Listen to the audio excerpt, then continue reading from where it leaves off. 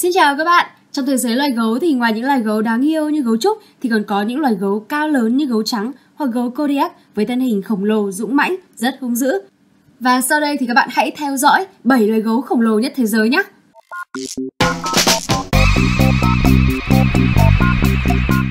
Đứng ở vị trí thứ nhất là gấu trắng Bắc Cực. Gấu trắng Bắc Cực là một loài động vật vú lớn. Chúng là loài động vật sống gần xung quanh Bắc Băng Dương và là loài động vật ăn thịt lớn nhất. Gấu Bắc Cực sinh sống trên lãnh thổ của 5 quốc gia khác nhau. Chúng có mặt ở ngoài khơi bờ biển phía Tây Bắc Alaska, Canada, Greenland, Svalbard, Na Uy và Nga.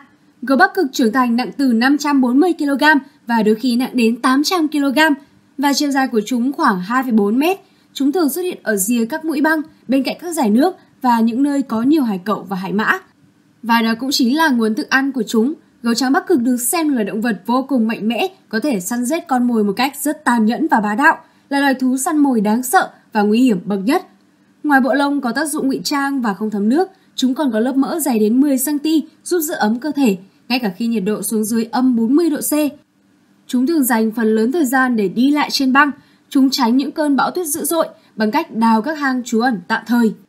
Tiếp theo, ở vị trí thứ hai chính là gấu Kodiak. Gấu Kodiak là loài gấu lớn nhất trên thế giới. Chúng nặng trung bình từ 680 kg đến 816 kg. Chúng sinh sống ở các đảo của quần đảo Kodiak ở Tây Nam Alaska. Gấu Kodiak nặng hơn nhiều so với các loài gấu khác trong cùng họ gấu, do sự đa dạng trong việc tiêu thụ thức ăn của loài vật này để ngủ đông. Tuy nhiên, không có một động vật ăn thịt nào trên cạn có khả năng hạ gục gấu Kodiak trong cuộc chiến 1 chọi 1. Sói, linh cẩu, sư tử, hổ và những con gấu khác cuối cùng sẽ bị đánh bại bởi con gấu này. Chúng được coi là động vật có vú sống dưới nước do chúng sống nhiều tháng trong năm trên biển, mặc dù rất hung dữ và chúng thường rất thận trọng trong các cuộc đối đầu. Ở vị trí số 3 đó chính là gấu xám Bắc Mỹ.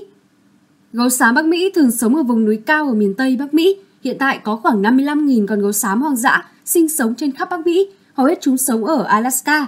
Gấu xám có một kích thước đồ sộ do tương đồng với môi trường sống và chế độ ăn. Gấu xám thường xuyên xung đột với các loài thú ăn thịt khác như sói xám, sói đồng cỏ hay báo sư tử. Nhưng những kẻ ăn thịt đó phải khôn ngoan. Phần lớn trong nhiều trường hợp, những đối thủ cạnh tranh này sẽ tránh đối đầu với gấu xám do bất lợi về thể hình và sức mạnh. Đôi khi chúng còn giết chết báo sư tử trong các tranh chấp con mồi và đặc biệt nguy hiểm, người ta ước tính rằng một vết cắn từ một con gấu xám thậm chí có thể nghiền nát một quả bóng bowling. Đó là chưa kể, gấu xám có thể giết chết người chỉ với một cú tát bằng chân trước của nó. Tiếp theo ở vị trí thứ tư đó chính là gấu ngựa. Gấu ngựa còn được biết đến với tên gọi là gấu đen Tây Tạng hay gấu đen châu Á, là loài gấu có kích thước trung bình, khu vực sinh sống trải rộng từ Đông sang Tây châu Á. Chúng có thể được tìm thấy trong rừng, vùng đồi núi ở Đông Á và Nam Á, bao gồm một dải từ Pakistan sang Bắc Ấn Độ, Nepal. Gấu ngựa là loài ăn tạp, chúng ăn các loại thức ăn như hoa quả, quả mọng, cỏ, hạt, quả hạch, động vật thân mềm, mật ong và thịt. Ăn cá, ăn chim, động vật gặm nhấm cũng như các động vật có vú nhỏ hay xác súc vật. Gấu ngựa có ưu thế trước đối thủ vì khả năng leo trèo giỏi, giúp chúng lấy được hoa quả và các loại hạt trên cây cao.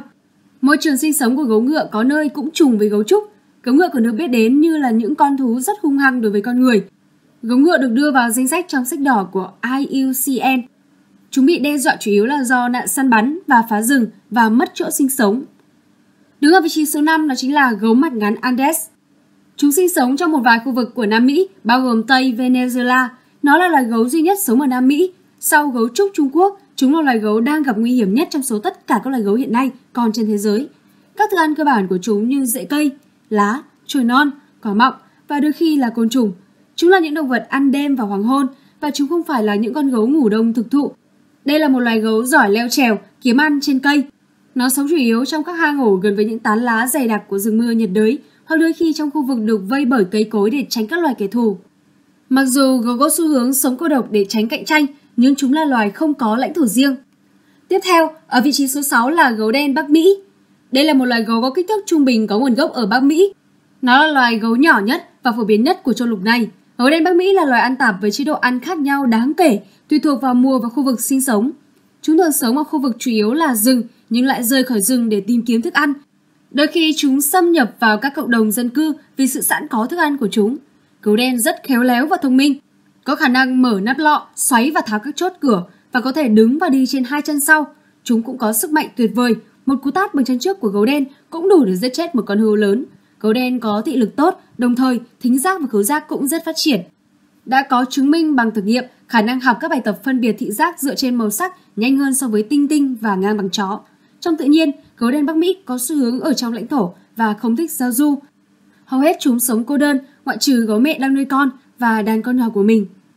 Và cuối cùng, ở vị trí số 7 đó chính là gấu nâu Kamchatka. Gấu nâu Kamchatka, còn được gọi là gấu nâu Viễn Đông, có nguồn gốc ở huyện Anadyrskaya, bán đảo Kamchatka của Nga. Gấu nâu Kamchatka là một giống gấu có kích thước rất lớn nhất ở liên lục địa Á-Âu, với chiều dài cơ thể là 2,4 m, cao đến 3 m khi đứng bằng chân sau và trọng lượng lên tới 650 kg. Nó có kích thước gần bằng con gấu Kodiak. Trong khi phòng vệ hoặc trong tranh chấp lãnh thổ và các cuộc chiến đấu đôi khi kết thúc mà cả hai chiến binh đều tử thương. Mặc dù đa phần sống ở khu vực hoang dã, là loài bơi tuyệt vời và mạnh mẽ, chúng xuống nước để giải khuây và kiếm ăn, chủ yếu là ăn cá. Chúng cũng sẵn sàng bắt các loài cá khác, bao gồm cá mút, cá hồi sông và cá da trơn. Khi có thể, bắt cả các loài động vật có vú ở biển. Và chúng cũng thích ăn các hạt cây. Và trên đây là 7 loài gấu khổng lồ nhất thế giới. Nội dung của chúng mình thì còn thiếu sót. Nếu bạn có thêm thông tin về loài gấu nào thì hãy tự tin comment bên dưới góp ý cho chúng mình nhé. Và nếu bạn yêu thích video này thì hãy ủng hộ kênh một like, một comment, một subscribe. Và đừng quên nhấn vào nút thông báo để xem các video tiếp theo thú vị hơn nhé. Và video ngày hôm nay đến đây là hết rồi. Xin chào và hẹn gặp lại.